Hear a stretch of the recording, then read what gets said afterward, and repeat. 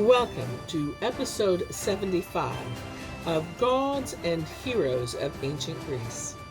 My name is MyLinda Butterworth, and today we continue with the tales of Troy and the story of Paris and Menelaus.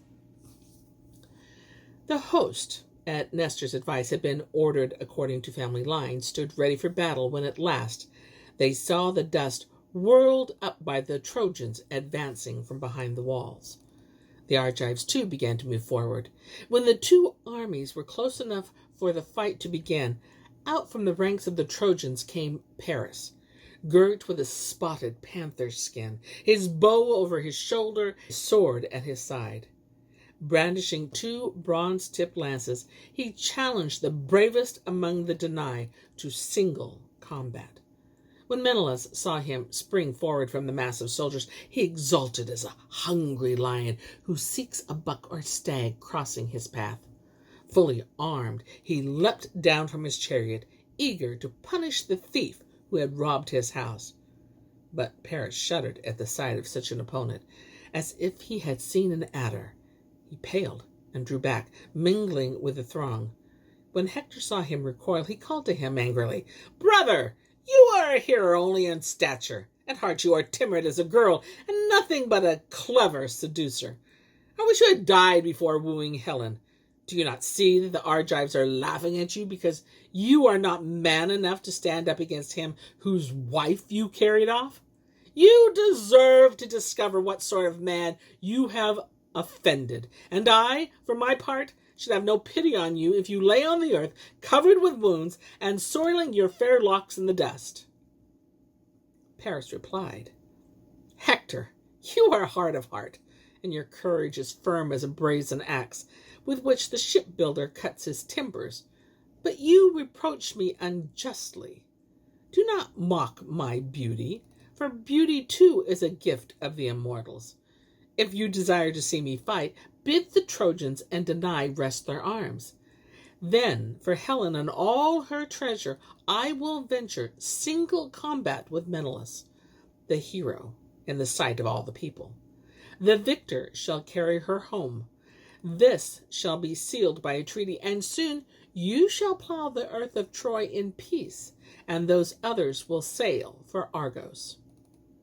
At his brother's words, Hector was filled with glad surprise. He advanced from the ranks and, holding up his spear, stemmed the onrush of the Trojan troops. When the Argives saw him, they vied in aiming at him with darts and arrows and stones. But Agamemnon called to them, "Stop! Do not cast your weapons at him. Hector of the crested helmet desires to speak." And the Argives paused and waited. Then Hector, in ringing tones, proclaimed to both hosts the resolve of his brother Paris. His words were followed by a long silence. At last Menelaus spoke. "Hear me," he cried. "Hear me, on whose spirit the burden we bear on common weighs most heavily. At last I dare to hope that you Trojans and Argives alike, who have suffered so greatly in the war kindled by Paris, will part from one another reconciled. One of us two, whichever fate chooses, will die, but the rest of you shall go in peace. Let us make offerings and take the oath, and then the combat shall begin." All rejoiced at these words, for they yearned for the end of this war. On both sides, the charioteers reined in their horses. The heroes dismounted from the chariots, took off their armor, laid it on the ground. In great haste, Hector sent 2 heralds to Troy to bring lambs for the offering and to summon King Priam to the battlefield. King Agamemnon also sent a herald, Talthybius, to the fleet to fetch the victims, and Iris, the messenger of the gods, hastened to Troy in the form of Laodice, Priam's daughter, to Helen what had happened. She found her seated at the loom, working a sumptuous robe with scenes of the battle, her eyes lowered and fixed on her weaving. "Come, dear and lovely ones," Iris called to her. "You shall see a curious thing. The Trojan and Argives, who only a short time confronted one another with rage in their hearts, and now silent and calm. Their spears are thrust into the ground, and they are leaning on their shields. War has ended. Only Paris and Menelaus are to fight, and the winner will carry you off as his wife." So spoke the goddess, and Helen's heart was filled with longing for the husband of her youth, for her home and her friends. Quickly she covered herself with the silver-white veil with which she hid the tears shining on her lashes, and hastened toward the Scaean gates, followed by 2 of her handmaids, Athra and Clymene. There on the rampart was King Priam, with the oldest and wisest among the Trojans, Panthos, Thymoetes, Lampus, Clitius, Hysiton, Antenor, and Alcalagon. The last 2 were the sagest citizens of Troy. Their great age kept them from going to war, but in council their words were the shrewdest.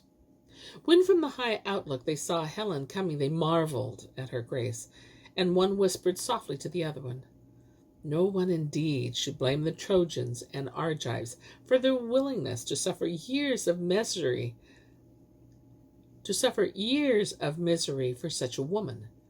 Is she not as fair and radiant as an immortal goddess? Still, with all that loveliness of hers, let her return to her home with the Argive fleet, so that we and our sons may have no further harm from her." But Priam called Helen fondly to him. "Come, sweet daughter," he said. "Come, sit here beside me, and I'll show you your first husband, your friends, and your kinsmen. I do not hold you responsible for this wretched war. The gods have sent it on us, and now tell me, who is that man who shines out there among the Danai in stature and majesty? Here and there among the ranks of the army are men taller than he, but not one is like him in kingliness and splendor." Helen answered the king, and her voice was reverent. "My honored father-in-law, when I approach you, I am timid and shy. Far better I had died a most bitter death than left my home, my daughter, and my friends, and followed your son here. I could weep rivers of tears that I did this. But you asked me a question. Well then, he whose name you wish to know is Agamemnon, the best of kings and a valiant warrior, and he, alas, was once my brother-in-law." "O happy son of Atreus!" exclaimed Priam, gazing at the hero. "O favorite of fortune, to whose scepter countless Argives bow! I too once headed a great host. Then I was young. It was the time we were fending off hordes of Amazons from Phrygia, but my army did not equal yours in number." Then he turned to Helen again. "And now, sweet daughter," he asked, "tell me the name of that one over there. He is not as tall as the son of Atreus, but his breast is broader, his shoulders more massive, his arms are lying on the ground. He prowls down the rows of men like a ram around sheep." "That is Laertes. It is crafty Odysseus. The rocky island of Ithaca is his home." Here old Antenor joined in their conversation. "You are right, princess," he said. "I know him well, him and Menelaus, for once they came to my house as envoys. When they stood up, Menelaus was taller than Odysseus, but when they were seated, Odysseus seemed more majestic. Menelaus spoke little, but every word, though uttered ever so casually, was full of meaning. When Odysseus was about to speak, he fixed his eyes on the ground and held his staff motionless in his hand, so that he looked like one ill at ease, and it was difficult to guess whether he was malicious or stupid. But when once he began, when his mighty voice rang out, his words crowded one another like snowflakes in winter, and no mortal can compare with him in eloquence. In the meantime, Priam had been looking farther afield. "Who is that giant over there?" he cried, "that tall and powerful man who stands out among the rest?" "That is Ajax," Helen answered. "He's a pillar of strength to the Argives, and nearby, standing among his Cretans like a god, is Idomeneus. I know him well. Menelaus often was hosted to him in our palace, and I recognize one after the other the lusty warriors of my country. Had we the time, I could tell you all their names. The only ones I miss are Castor and Polydeuces, my own brothers, my own flesh and blood. Have they not come, or are they reluctant to appear in battle because they are ashamed of their sister? And as she thought about this, Helen fell silent. She did not know that her brothers had died long ago. While they were talking, the heralds carried through the city offerings of 2 lambs, and for the libation a goatskin full of wine grown in that country, Idaeus. A 3rd herald followed with a gleaming bowl and a golden cup. When they passed through the skiing gates, Idaeus approached King Priam and said to him, "Rise, O king! Both the Trojan and the Argive princess summon you to the battlefield to take an oath on a solemn agreement. Paris, your son, and Menelaus are resolved to fight for Helen in single combat. He who wins is to carry her off with all her treasure, and after that the Achaeans will return to their country." The king was amazed, but commanded that his horses be harnessed. Then he mounted the chariot, and Antenor went with him. Priam seized the reins, and the horses flew through the gates and out into the field. When the king had reached the 2 armies, he and his companions dismounted and stood between them. Agamemnon and Odysseus hurried toward him. The heralds led the victims to these 4, mixed the wine at the bowl, and sprinkled the 2 kings with sacred water. The son of Atreus drew the sacrificial knife he had always had with him, hanging beside the great scabbard of his sword. Cut the hair from the foreheads of the lambs as the rite of sacrifice demanded, and called upon Zeus to witness the covenant. Then he slit the throats of the animals and laid them in the dust. The heralds prayed and poured the wine out of the golden cup, and all the people of Troy and of Greece made loud supplication.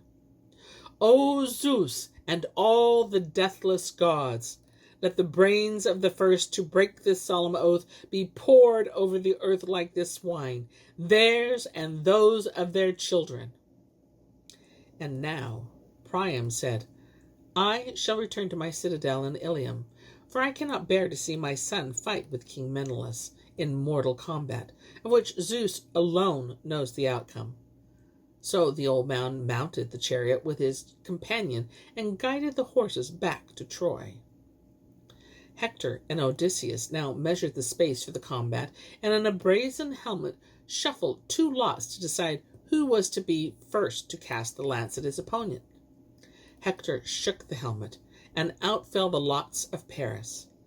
Then both heroes girt on their armor and strode out between the Argive and Trojan host, wearing breastplate and helmet, tall lance in hand. Their eyes were bright with angry challenge, and both peoples marveled at them as they passed. When they confronted each other in the space which had been measured, they raised their spears defiantly. Since it had been so decided by lot, Paris hurled his first. It hit the shield of Menelaus, but the point of the lance bent as it struck the bronze.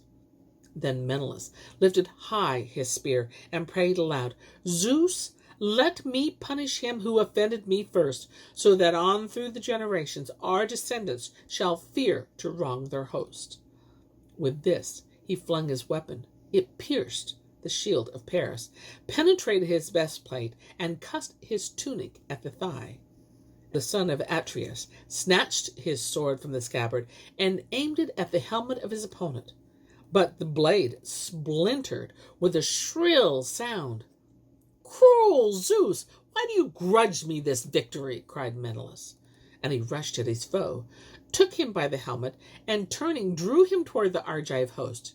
He would have dragged Paris along from the ground and strangled him in his chin-strap, had not Aphrodite seen his agony and broken the strap so that Menelaus was left holding only the empty helmet. This he hurled towards the Argives and prepared to rush at his enemy afresh. But Aphrodite had veiled Paris in sheltering mist and taken him back to Troy. Here she set him down in a fragrant chamber, and then, in the guise of an old Spartan woman, she went to Helen, who was sitting up in a tower among other Trojan women. The goddess caught at her robe and said, "Come, Paris is asking for you. He waits in the chamber robed as for a feast. To look at him, you would think he were ready for a dance rather than having just come from single combat.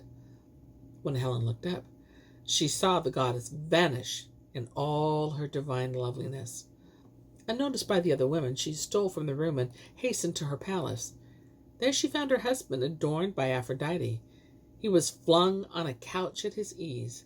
She seated herself opposite him, turned her eyes from the carefree comfort, and upbraided him. "Back from the battle? Rather would I see you dead by the hand of that mighty hero, my first husband. Only a short while ago you boasted that you could subdue him with your arm and spear. Go then and challenge him once more. No, wait. Stay here. It might go worse with you a second time." "Do not vex me with mocking words," Paris replied. "If Menelaus vanquished me, it was with Athene's help. Another time I shall vanquish him, for the gods have never yet forsaken me." Then Aphrodite moved the heart of Helen. She looked at her husband with tenderness and held up lips for his kiss. On the battlefield, Menelaus was still storming through the host in search of Paris, but neither Trojan nor Argive could show where he was, and surely they would not have concealed him, for they hated him more than death. At last Agamemnon raised his voice and said, "Listen to my words, Dardanians and Danai. It is clear that Menelaus is the victor, so give us Helen and her treasure, and pay us tribute for all time to come." The Argives greeted this proposal with shouts of approval. The Trojans went silent. And here ends my tale for today. But I'll be back with more tales. Many more tales. Until then, my friends, enjoy the journey.